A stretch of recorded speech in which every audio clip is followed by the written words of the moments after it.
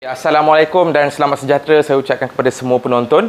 Jadi hari ini saya akan kongsikan kepada anda semua macam mana cara untuk kita pasang ataupun rebuild enjin dengan betul. Apa perkara yang perlu, apa perkara yang tak perlu.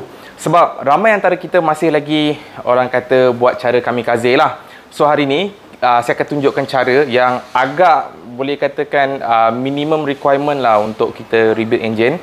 Sepatutnya kalau kita nak rebuild enjin, kita kena duduk dalam kawasan yang clean room, yang ada clean room. Sebab kita tak nak ada habuk. Sebab okey, sebagai contoh, kalau kata connecting rod ni kalau kita dah letak minyak, dia akan attract dust. Sebab apa? Kalau ada habuk terbang, dia kena dekat bahagian berminyak, so habuk tu akan lekat lah. So benda tu kita tak nak. Jadi penting untuk kita prepare semua barang. Okay? Kita prepare dulu semua barang. Lepas kita dah cuci, kita prepare.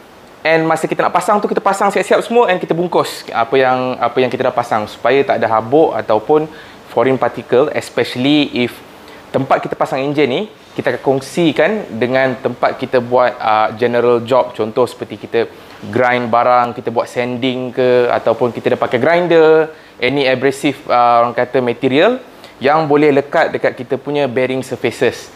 Jadi kita tak nak ada benda-benda macam ni lekat lah. Sebab once kita start the engine, barang-barang ni semua akan melekat dekat kita punya bearing and rosakkan bearing kita.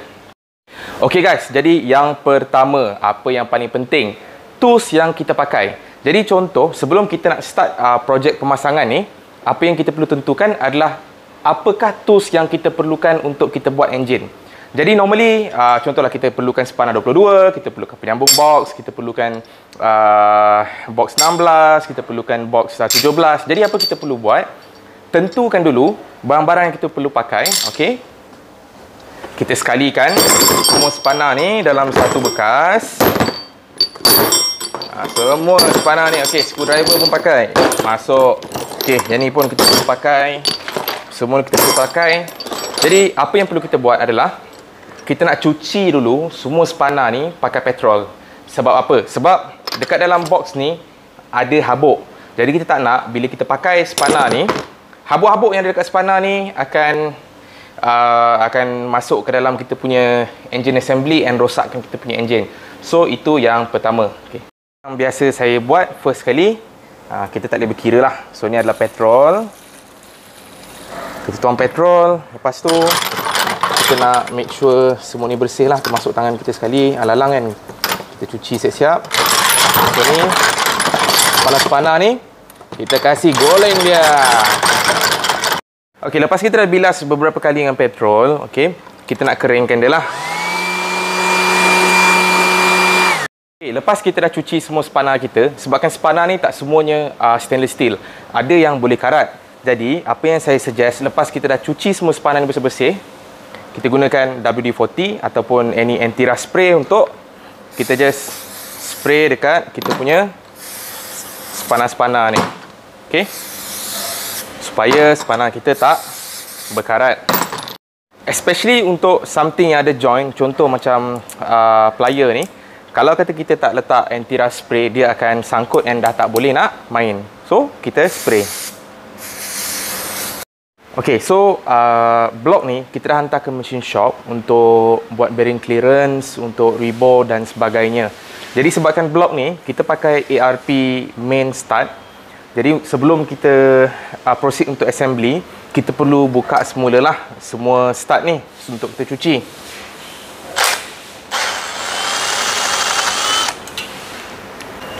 Jadi blok ni kita ada oil gallery, main oil gallery kita dekat sini. Jadi adalah penting untuk kita buka Allen stopper ni dekat sebelah sini, dengan ada lagi satu dekat sebelah hujung blok sebelah sini lah, untuk kita cuci bahagian dalam. Sebab waktu kita rebore, actually habuk-habuk daripada machining process tu akan ada dekat dalam oil gallery kereta ni. Jadi bearing-bearing ni semua kita kena buka balik. Okay, bearing semua kena buka untuk kita cuci blok ni dengan sempurna lah. Jadi sebelum kita proceed untuk kita cuci kita punya blok, make sure kita dah buang kesan-kesan gasket lama ni lah. Jadi kalau bahagian yang tak so critical macam ni, kita ada dua option. Yang pertama, kita boleh pakai pisau untuk buang, ataupun kita boleh pakai wire brush ni lah So kalau kita pakai wire brush, kita bersihkan dulu semua gasket ni dekat mating surface, dan baru kita akan proceed untuk cuci dengan petrol. Okey, jadi yang ini kita punya block. So kita dah bawa keluar daripada engine stand tadi. Okey, step yang pertama, biasanya apa yang saya buat is saya akan basuh pakai petrol dululah. Sebab petrol ni dia solvent yang agak kuat. Cuma bahaya petrol ni sebab petrol ni mudah terbakar. Jadi kalau kita nak cuci pakai petrol, make sure tempat ni orang lain tak ada access lah, and tak ada orang yang datang hisap rokok ke apa benda semua. So basically ni kita punya petrol. Apa yang biasa saya buat is saya akan cuci bahagian main bearing ni dulu, dan kita akan masukkan petrol ni ke dalam dia punya oil gallery. Okey, dan kita akan masukkan petrol ke semua lubang-lubang minyak ni, so that kalau kata ada residual oil ataupun kekotoran, kita akan dapat hilangkan minyak ni dululah. Okay, dah. Bahagian top deck ni, kalau boleh make sure permukaan yang kita nak letak ni is bersih lah, and bukanlah permukaan besi, sebab kita tak nak mating surface kita ni cala. And kalau boleh, even kita letak atas plastik pun, kita tak nak seret-seret dia, biar dia duduk setempat, and kita alih dia kalau kata kita perlu sahaja, sebab kita tak nak risikokan untuk dia cala lah. Kalau cala nanti ada masalah dengan head gasket punya sealing nanti. So kita akan continue untuk cuci dekat bahagian-bahagian dalam ni, main oil gallery kita. Make sure petrol ni je selalu kat semua tempat. Kita nak hilangkan dulu bekas-bekas minyak tu lah. Sebab ni orang kata kalau blok ni tak bersih, fitment bearing cantik macam mana pun, enjin ni akan rosak sebab ada ada habuk. Lepas kita dah cuci pakai petrol, kita akan cuci pakai alkaline degreaser. So degreaser ni kita akan nak bersihkan kat bahagian luar blok ni lah, bahagian luar blok, dekat dan dalam ni semua kita akan spray. Okey.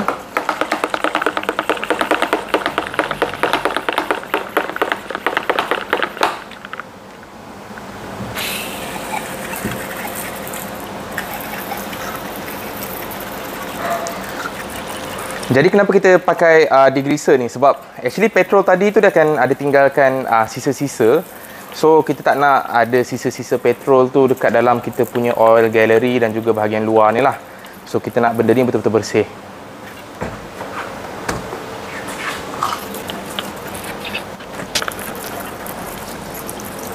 Dengan degreaser, kita akan gunakan water jet, sebab water jet ni dia punya pressure dia cukup tinggi.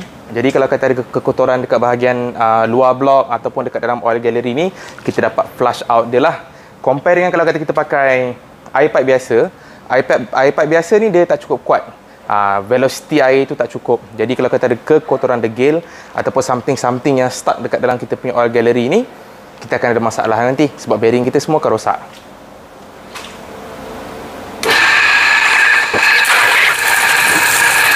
Kita dah cuci pakai degreaser, so kita boleh nampak blok kita dah jauh lagi bersih sekarang ni. Cuma ini untuk preference saya lah, saya akan cuci 2 kali. So that means kita akan tuang petrol lagi sekali dekat semua ni, and kita akan degreaser lagi sekali. So that means kita akan repeat proses ni 2 kali, baru yakin lah, orang kata tak adalah kita takut-takut nanti kalau pasang ada habuk lagi ke kan. Sebab nak remind, part kita cuci ni kan sebenarnya sangat-sangat penting. Sebab kalau kata ada habuk, memang habis jahanam. Buatlah fitment macam mana pun, balancing crankshaft ke apa ke, still akan jahanam lah. Sebab blok ni kotor. Betul, cuci petrol kali kedua. Sekarang kita pakai degreaser. Satu round lagi, and kita bilas. Lepas tu kita akan pakai aluminium punya cleaner. Kita akan fokus kat bahagian luar saja, sebab aluminium cleaner ni basically untuk just bagi hilang bekas oxidation ni semualah. So kejap lagi kita akan tunjuk apa result lepas kita dah pakai aluminium cleaner tu. Yang ni dia sebenarnya chemical untuk cuci aircon punya condenser. Tapi kita akan pakai kat sini sebab kita tak nak ada bekas-bekas apa ni? Bekas oxidation ni. Kita nak hilangkan bekas oxidation.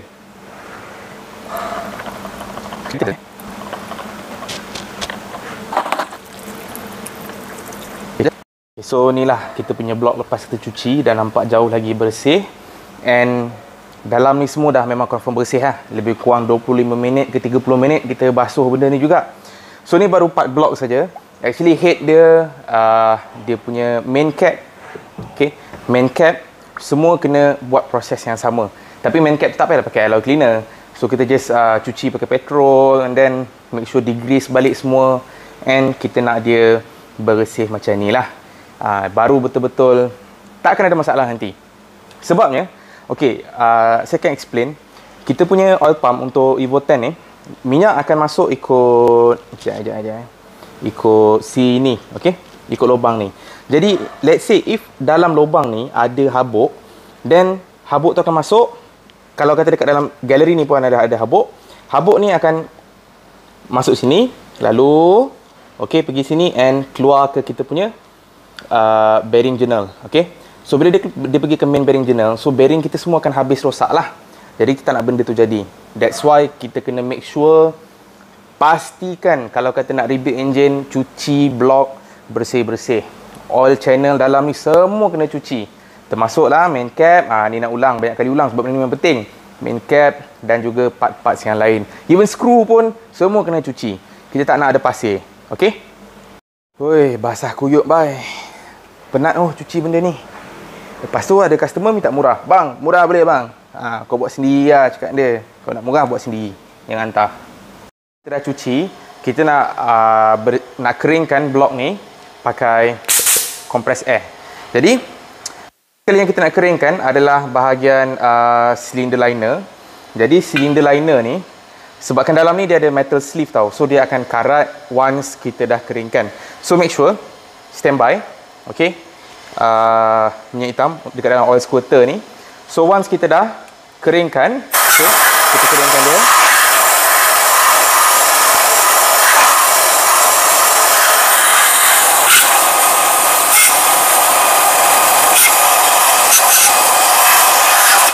Nampak tak, karat akan terus ada. So kalau dalam keadaan macam ni, okay, jangan tunggu kita cepat-cepat, okay, letak minyak hitam and cepat-cepat sapu lah.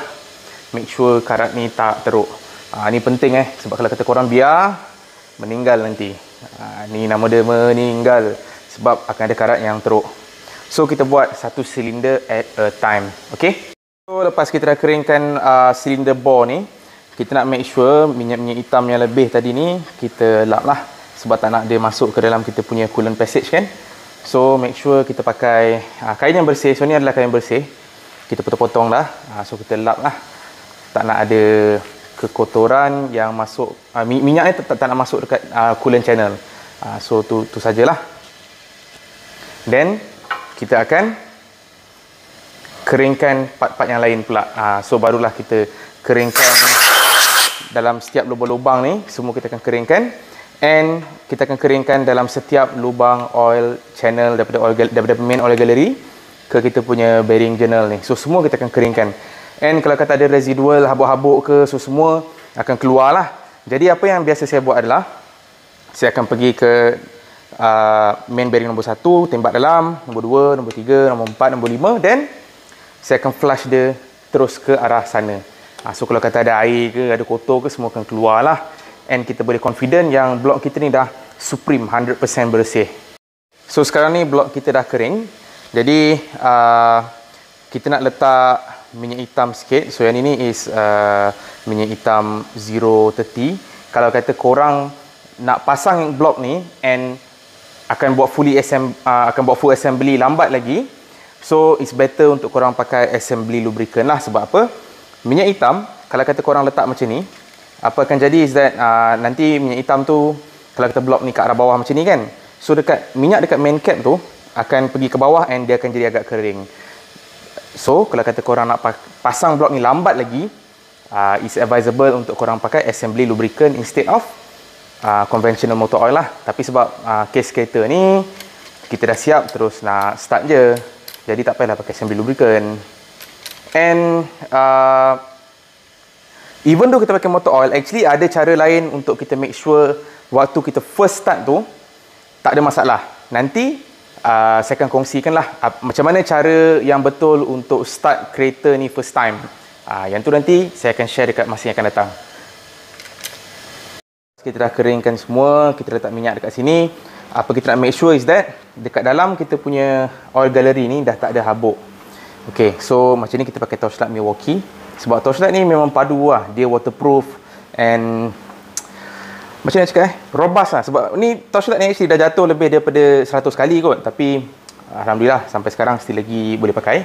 And kalau kata kotor berminyak ke, kita boleh cuci lah. So kita akan suluh lampu ni dekat dalam oil gallery, main channel kat ujung ni.